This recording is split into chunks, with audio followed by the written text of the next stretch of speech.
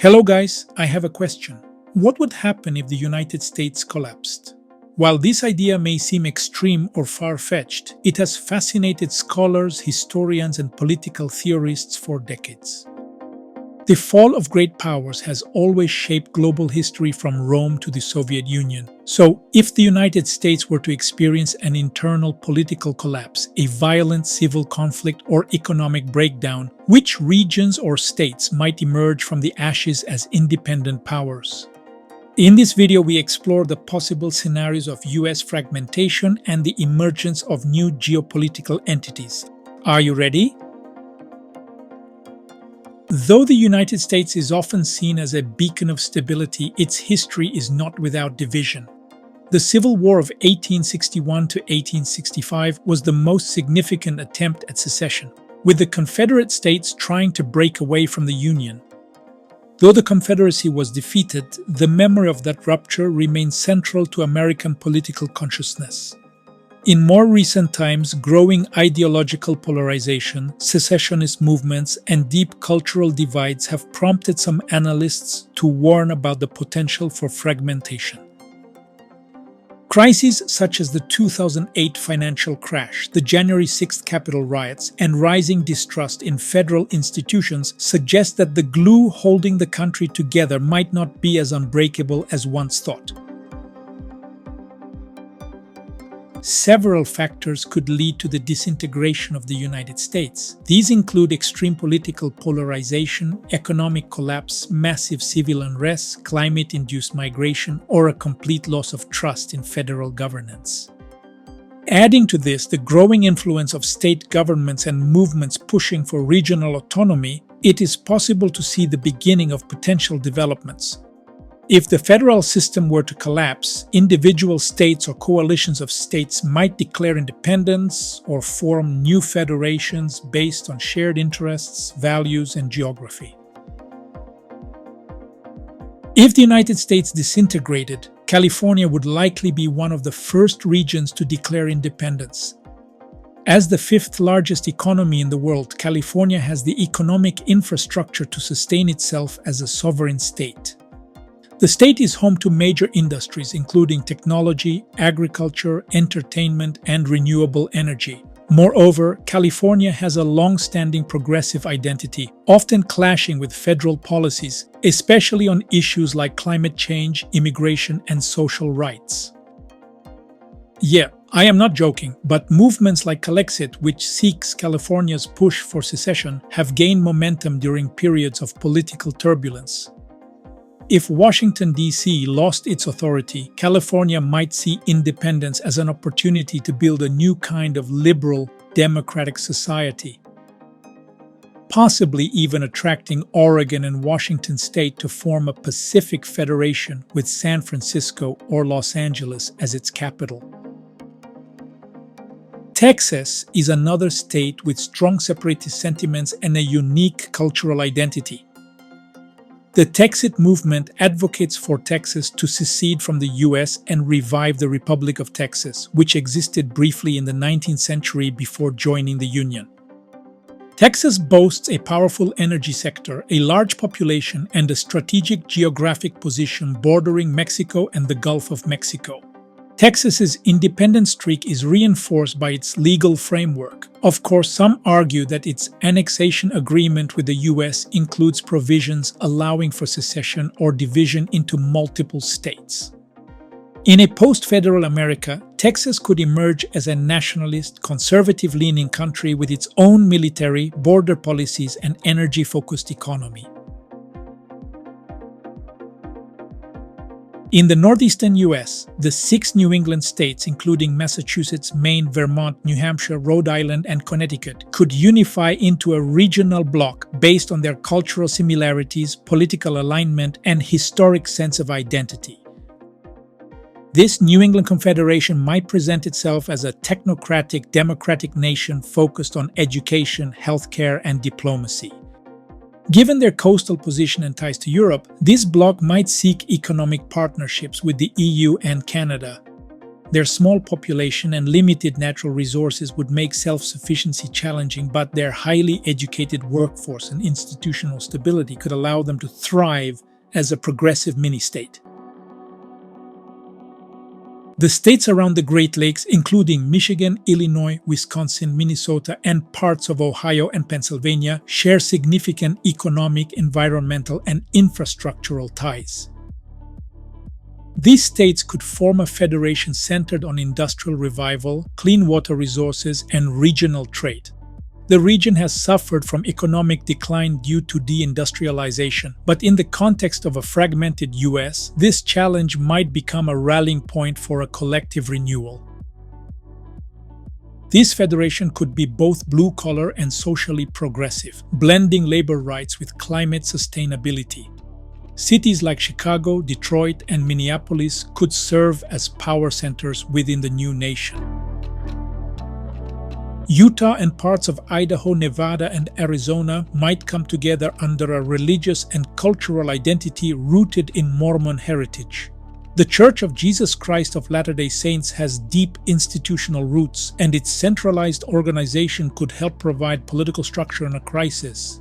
This state, sometimes called Deseret in reference to Mormon scripture, could function as a conservative theocracy with a strong communal ethic and high internal cohesion. Deseret's emergence would be driven not just by politics, but by religious unity and the ability to mobilize quickly in times of chaos. Though it might face external skepticism, its stable population and cultural cohesion could ensure internal peace and order. Beyond California, the Pacific Northwest has its own regional identity. Cascadia is a proposed independent nation that would include Oregon, Washington, and British Columbia in Canada. With a strong environmentalist ethos, progressive politics, and a shared cultural spirit, Cascadia envisions itself as an eco-socialist republic. If the US collapses and Canada also experiences pressure to decentralize, the idea of Cascadia could transform from intellectual fantasy into geopolitical reality. It would emphasize green energy, digital innovation, and a post-capitalist economic model. Seattle and Vancouver could become twin capitals of this nature-oriented republic.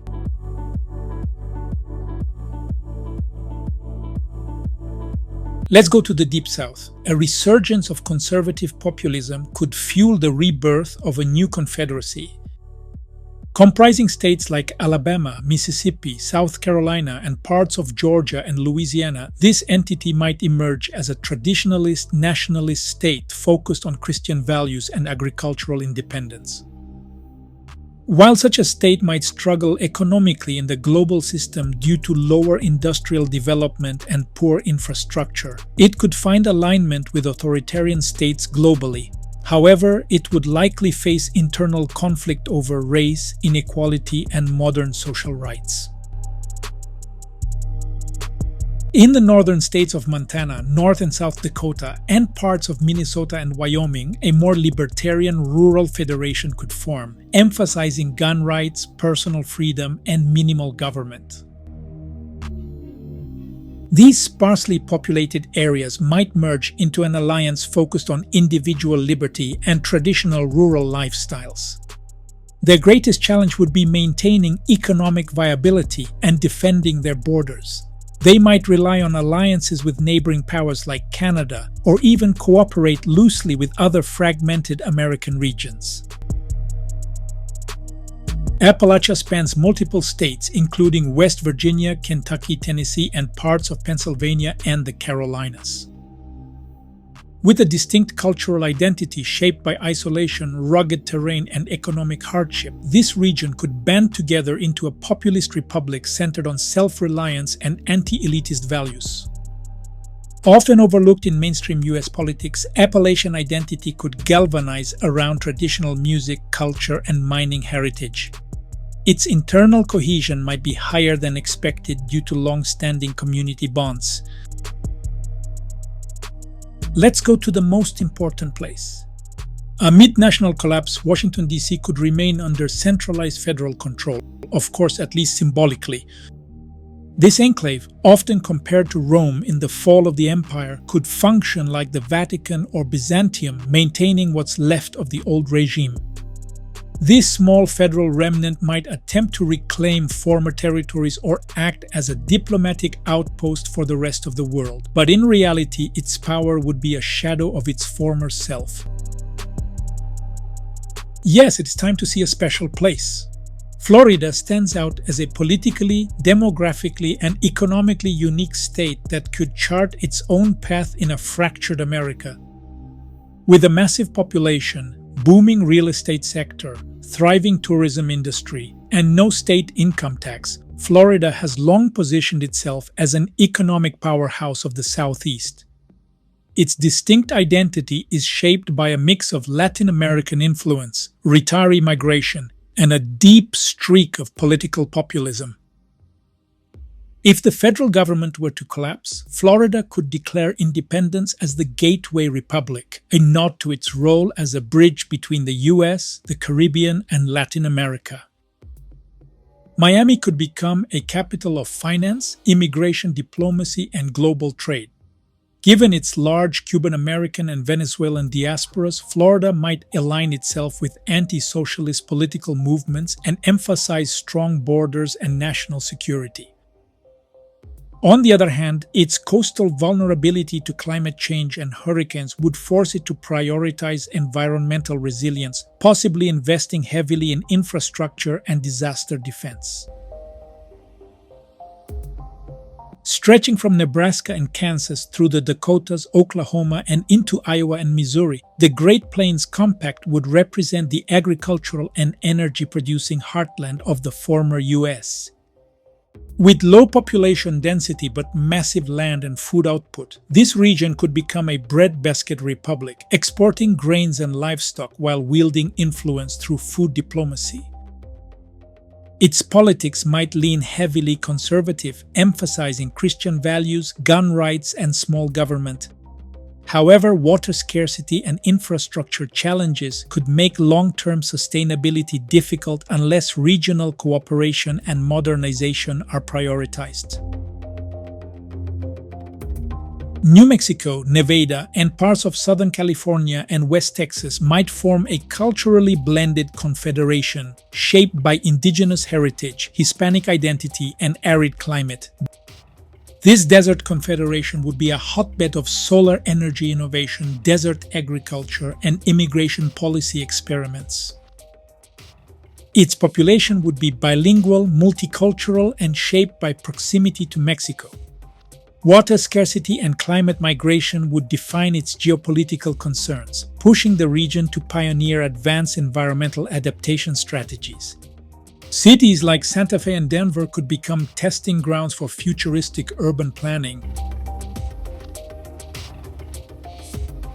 So, the collapse of the United States would not lead to a simple division into red and blue states. It would produce a complex mosaic of emerging nations shaped by culture, geography, economy, and ideology. Some would thrive due to strong economies or unified identities. Others might fall into chaos, authoritarianism, or become client states of foreign powers. Global geopolitics would be deeply shaken, and a world without a unified US would likely become more multipolar, unstable, and uncertain. This is not a call for collapse, but a thought experiment, which is a way to understand the fragility and resilience of modern nations. The United States, like all empires before it, is not immune to history. But whether it fractures or evolves, the deeper question remains, what kind of future do Americans want to build? Now it's your turn to comment. If the United States collapses, which states would emerge? Which country's scenario would you like us to cover next? Yes, thank you for watching.